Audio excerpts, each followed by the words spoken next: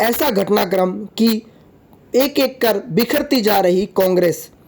देश व प्रदेश में कांग्रेस पर गहरा सियासी संकट मंडराया हुआ है, जहां कांग्रेस के कद्दावर नेता पार्टी के खिलाफ बगावत के सुर अपना रहे हैं। वहीं राहुल गांधी की युवा टीम के कांग्रेसी नेताओं की ओर से एक एक कर पार्टी से किनारा बनाते हुए भाजपा का दामन थामा जा रहा है।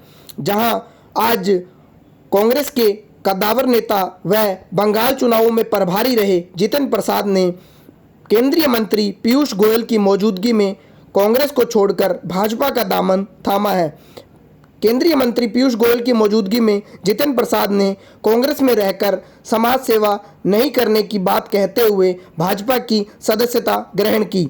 वहीं राजस्थान व पंजाब में भी पार्टी की आंतरिक कलह थमने का नाम नहीं ले रही है। राजस्थान में पूर्व उप मुख्यमंत्री सचिन पायलट तो पंजाब में नवजोत सिंह सिद्धू मौजूदा सरकारों के खिलाफ मोर्चा खोले हुए हैं, जहां पार्टी की बगावत के कारण दिन प्रतिदिन पार्टी को नुकसान झेलना पड़ रहा है। आदरणीय पीयूष गोयल जी, आपने जो मेरे बारे में जो वक्तव्य रखा, अनिल बलूनी जी आपका भी धन्यवाद। सर्वप्रथम तो मैं आज के इस दिन भारतीय जनता पार्टी के राष्ट्रीय अध्यक्ष श्री जेपी नड्डा जी, इस देश के यशस्वी प्रधानमंत्री आदरणीय नरेंद्र मोदी जी, इस देश के कर्मयोगी गृह मंत्री आदरणीय अमित शाह जी और समस्त भारतीय जनता पार्टी नेतृत्व का मैं धन्यवाद अर्पित करता हूं कि उन्होंने आज इस भारतीय जनता पार्टी परिवार में मुझे सदस्यता और सम्मान दिया है।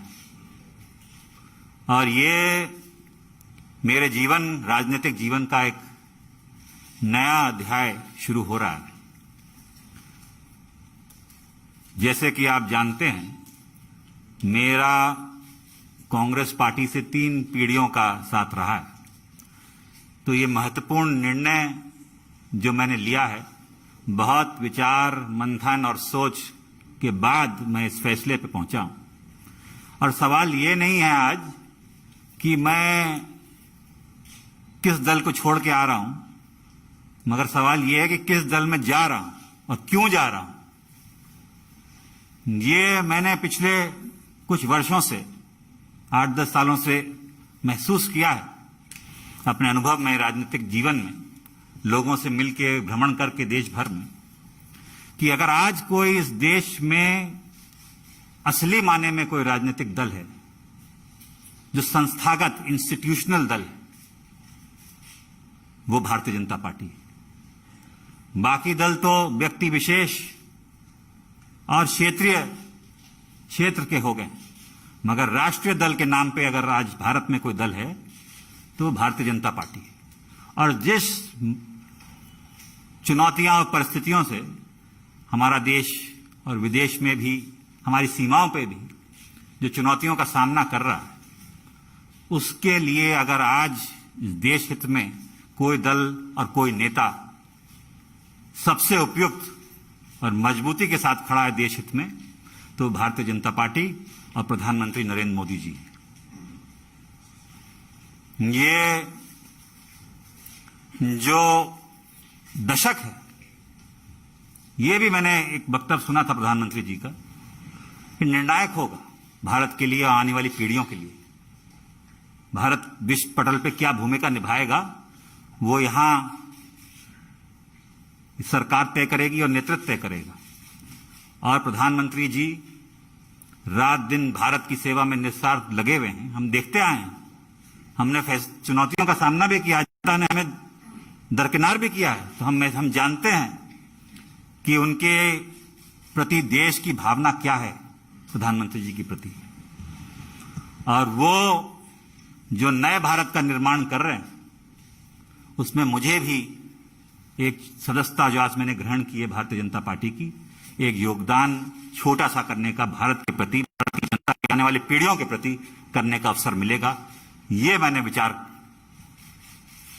करके इस निर्णय पे पहुंचा। कल्याणकारी योजनाएं तो प्रधानमंत्री जी ने की हैं, जो गांव-गांव हम देखते हैं, चाहे विद्युतीकरण हो, शौचालय हो, गैस योजना हो, तमाम उन गरीबों का ध्यान रखा है और उन लोगों का ध्यान रखा है जो असली में जरूरतमंद है। और दूसरा कारण यह भी है कि जिस दल में मैं था, मुझे ये महसूस होने लगा कि हम लोग राजनीति में हैं और राजनीति एक माध्यम है, दल भी माध्यम है। अगर आप अपने लोगों के हितों की रक्षा नहीं कर सकते, उनके लिए काम नहीं आ सकते, तो आपका राजनीति और दल से में रहने में क्या औचित्य है? तो यही मेरे मन में, और चाहे वो देश हित हो, चाहे वो प्रदेश हो, चाहे वो जिला हो, अगर आप अपने लोगों के उपयोग नहीं आ सकते, उनके सहायता के लिए आप मौजूद नहीं हो सकते और आपके इस लायक नहीं हैं कि आप अपनी जनता के हितों की रक्षा कर पाएं, तो वो मुझे महसूस होने लगा कि वो कांग्रेस पार्टी में नहीं कर पा रहा। भारतीय जनता पार्टी वो माध्यम बनेगा, वो सशक्त संगठन, देशव्यापी इतना संगठन, इतना मजबूत नेतृत्व जो आज देश को जरूरत है। मैं इस वक्त ज्यादा बोलना नहीं चाहता, मेरा काम बोलेगा। मैं धन्यवाद देना चाहता हूं सभी मेरे उन कांग्रेसजनों का जिनका मुझे आशीर्वाद मिला और साथियों का इतने वर्ष तक। मगर अब मैं समर्पित एक, गोयल जी आप सब जानते हैं, आपका धन्यवाद दूंगा। एक कार्यकर्ता के रूप में भारतीय जनता पार्टी के मैं कार्य करूंगा और वही उद्देश्य, सबका विकास और सबका साथ, जो उद्देश्य है एक भारत और श्रेष्ठ भारत का, वो लेके एक कार्यकर्ता के रूप में मैं काम। उत्तर प्रदेश की सेवा में अपना पूरा जीवन झोंक दिया। मुझे अभी भी याद है, शायद इनकी उम्र शायद सिर्फ 27 वर्ष की थी, जब आकाशात्मक एकदम सडनली उनके पूज्य पिताजी का देहांत हुआ। और ये मुंबई में तब काम करा करते थे, बहुत अच्छे पद पर थे, दोनों स्कूल से पढ़ाई की, श्री राम कॉलेज से, दिल्ली के विख्यात कॉलेज से पढ़ने के बाद एमबीए करने के बाद अपने काम में लगे थे, जब बहुत छोटी उम्र में उनको परिवार को ये धक्का पड़ा। लेकिन छोटी आयु में भी उन्होंने जिस प्रकार से पूरे उत्तर प्रदेश में दौरा किया, उत्तर प्रदेश के अलग अलग जिलों में जाके अपनी प्रतिभा से, अपने काम से लोगों का दिल जीता। 2 बार पार्लियामेंट में अच्छे मतों से जीते, पहली बार शाहजहांपुर से 2004 में, और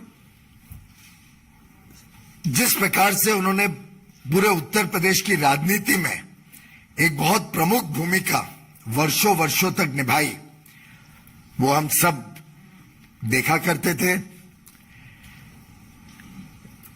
इनके पिताजी का भी बहुत बड़ा योगदान था वर्षों वर्षों तक कांग्रेस में, और कांग्रेस पार्टी हो, कांग्रेस की सरकारें हो, उसमें बिना कोई पद के उन्होंने जिस प्रकार से सेवा करी थी देश की, वो हम सब भली भांति याद करते हैं। केंद्र सरकार में भी मेरे मित्र जितेंद्र जी अलग अलग विभागों को देख चुके हैं।